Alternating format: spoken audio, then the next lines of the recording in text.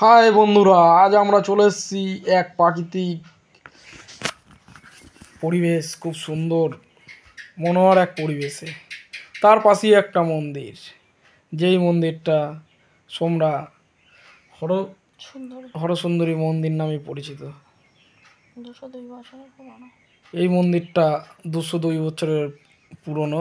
মন্দিরটা সেই সময় জমিদার স্থাপন করেছিল। দেখো পাশে কি সুন্দর ছোট বড় নানা ধরনের গাছ,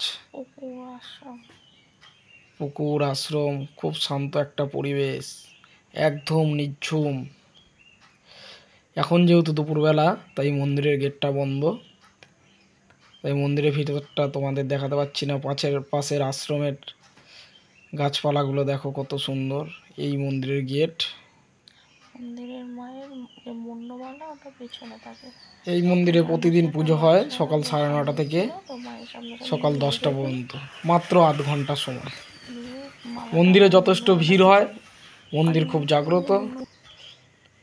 একটা মন্দিরের সঙ্গে কতগুলো সারি সারি মন্দির, যা সংখ্যা আছে 14টা ছোট ছোট মন্দির। এই মন্দিরের মুন্ডমালা আছে ঠাকুরের পিছনে।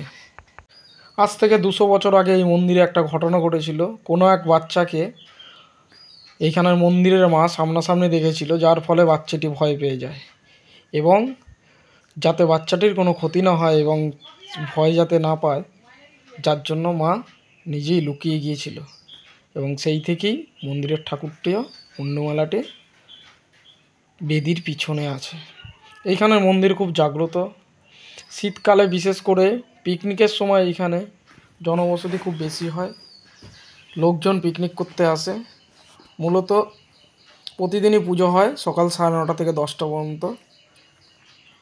এই মন্দিরটা হরসুন্দরীর মন্দির নামে পরিচিত, যেটি অবস্থিত সোমরা বাজার, অর্থাৎ হুগলি জেলার সোমরা বাজারে, যেটি হাওড়া কাটোয়া লাইনে সোমরা স্টেশনে নেমে হাঁটা পথে 15 মিনিট বা টোটোতে 5 মিনিট, এবং আপনারা চাইলে শিয়ালদা থেকে ট্রেন ধরে নয়াটি হয়ে ব্যান্ডেল হয়ে কাটো লোকাল ধরে সোমরা স্টেশনে নেমে টোটো ধরে আসতে পারেন।